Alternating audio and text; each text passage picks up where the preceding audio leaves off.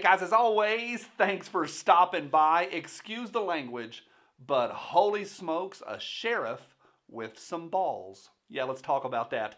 Today's episode is brought to you by CMMG, makers of some doggone cool stuff, including my favorite Resolute rifle, family owned and made in America. And new this week is the Fastback receiver extension. You can use it with your favorite rifle and your favorite stock, and then be able to deploy quickly and easily. It's a game changer. Check out the new Fastback and more over at CMMGinc.com. Hey guys, I'm going to talk about the news in just a second. I'm going to talk about this sheriff. Holy smokes, this guy is probably my new favorite, and as well as a terrible situation in Louisville, Kentucky. Just real briefly, y'all know that I've always been this way for years. Just open with y'all about how I do things on this channel. I don't ask y'all for Patreon. I don't do all of the super chats and just asking you guys for stuff all the time. I just don't. There's nothing wrong with any of that. I just run things a little bit different. Really excited today on the first day of June to announce that I've partnered with CMMG. Going to be able to do some really cool stuff, show y'all some cool stuff. I went out there in March and just kind of looked around, met everybody, made sure I felt really good about everything. I feel really good. It's going to be a lot of fun. Very excited about the days ahead. So there you go. All right, let's talk about this dude in Tampa. Holy smokes. The sheriff of Tampa is, God, he's a cool dude. I opened with the B word, sorry. But holy smokes, he did just today a press conference. Let me show it to you. But we have received information in social media that some of the criminals were going to take their criminal conduct into the neighborhoods. I would tell them, if you value your life, you probably shouldn't do that in Polk County, because the people of Polk County like guns. They have guns. I encourage them to own guns, and they're going to be in their homes tonight with their guns loaded. And if you try to break into their homes to steal, to set fires, I'm highly recommending they blow you back out of the house with their guns. All right, that was Sheriff Grady Judd in Polk County, Florida.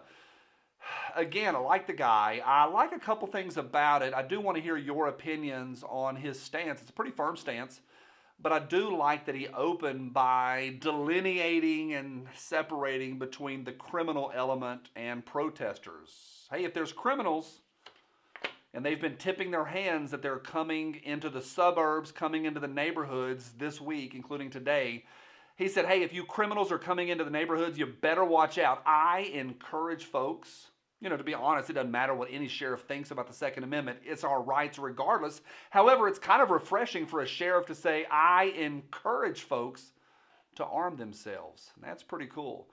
And you know what? If you're going to be a criminal and you come through somebody's door, you're going to have consequences to it. It's a strong stance, strong words, and I think it's good words for a day like today, a season like this season. Now, it's complicated. I'm going to go in a moment to Louisville, Kentucky, back to Louisville again. But I do want to mention that this is a pretty complicated season we're in, because we have unarmed people being faced with an armed, militarized police. However, there's also a criminal element that's within the protesters, within the marchers, that are doing criminal stuff, tearing apart people's businesses, tearing apart people's livelihoods, injuring folks, and that's a different story. I have mixed feelings. I'm not a big fan of the Louisville situation. You're about to see why. But I'm also not a big fan of a lot of the stuff that's been going on to people's livelihoods and their businesses and public property. I don't want, as a taxpayer, to have to repurchase stuff and hire tens of millions, probably in the billions by now, of people to go and fix stuff and to put our infrastructure back together. So on one hand, I understand that people are upset. On another hand, tired of it. And I don't know how I feel, that because it's not just black and white, and I don't mean race-wise. I mean, it's just not a really clear-cut in any situation. It's not. It's a mess.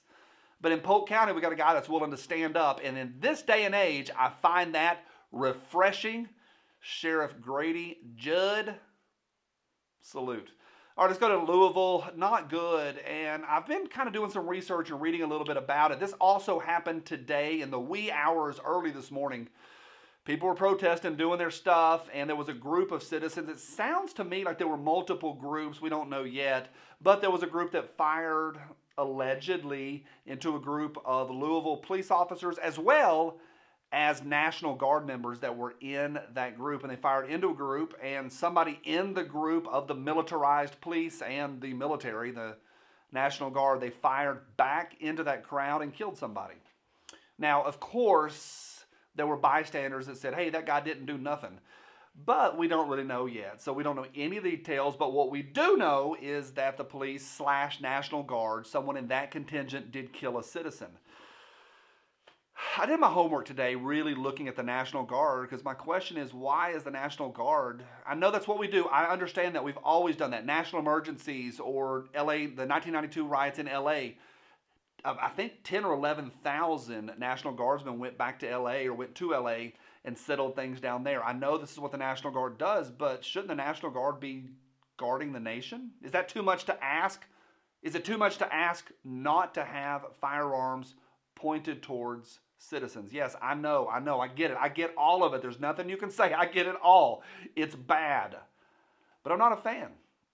I was thinking today, I remember as a kid, my dad explaining to me what happened at Kent State University. And unarmed college students getting fired on and by National Guardsmen. And that, I know that 99.999% of National Guardsmen, they're good dudes. I mean, I know a lot of them. And these are a lot of different issues.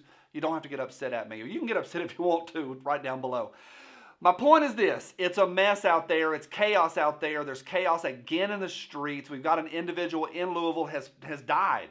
Now remember, the Louisville Police Department is also the same police department that gunned down Breonna Taylor in her bed. 8 gunshot wounds to her body, dead on the scene. This is not a good day, and it's not a good look for Louisville Police. They've got a new police chief, I think, interim in place so far, because their chief just resigned. It's a mess. Can we just agree it's a mess? So would love to hear your comments on the Louisville situation, as well as Polk County, Florida. Holy smokes, Sheriff Grady Judd.